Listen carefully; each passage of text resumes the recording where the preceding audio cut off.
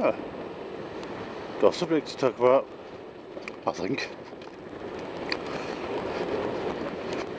Chinese motorcycles. What am I talking about Chinese motorcycles for? Riding under. Well, recently my brother got a Chinese motorbike. The last motorbike he had was in the 80s. An Honda 90. Nice little bike. Fortunately some screw nicked it. And never had one since. So he decided he'd get himself a 125 Lexmoto Vixen. It's not a bad bike. But there's a few niddles with it. One of them we discovered when we did the chain tension that the back brake rod, some of it monkeyed on the nut, so we had to get a new one,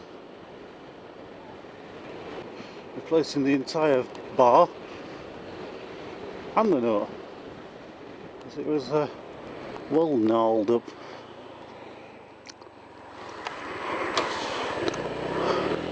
Also, the other bit what we're wrong with is that one of the side panels doesn't quite fit.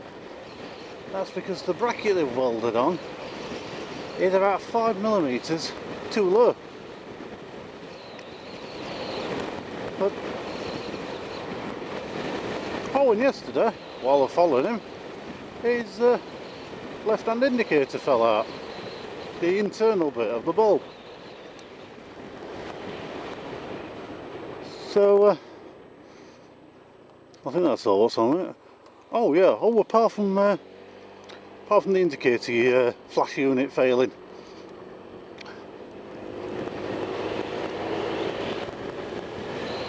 I think it's... Why do I still think it's alright? Well, for the money he paid, there's no way he could have got a brand new Honda, a Yamaha or anything like that, because Yamaha and Honda and Suzuki no longer cater to people on a tighter budget. You can get a second hand, but how do you know I'm being rid by somebody like me? Yeah. A maniac.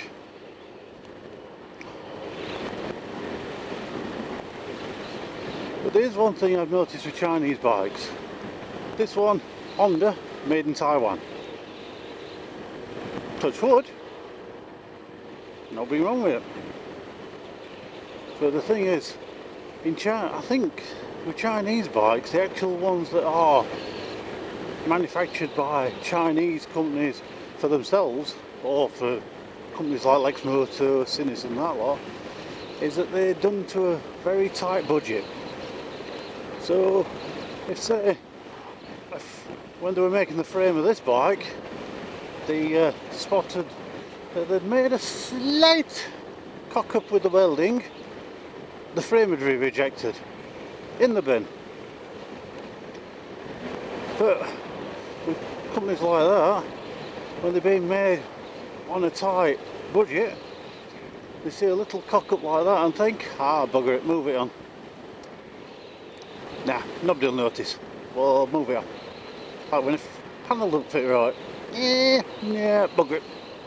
Nobody will notice. Move it on. So probably because also I've heard a lot about the bolts and nuts won't be as good, but to be honest, changed the rear sprocket and front sprocket yesterday, and the nuts were just as good as any other bike, to be honest.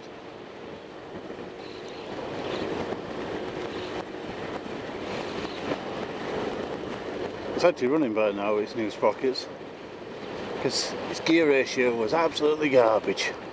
First gear was a waste of space. It was a pointless gear. But now it's got all its gears working right.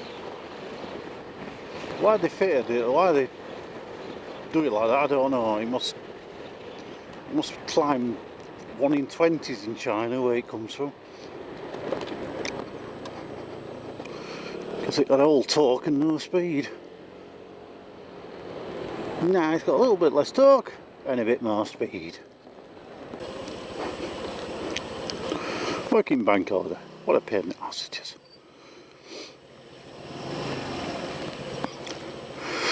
At least the traffic's light.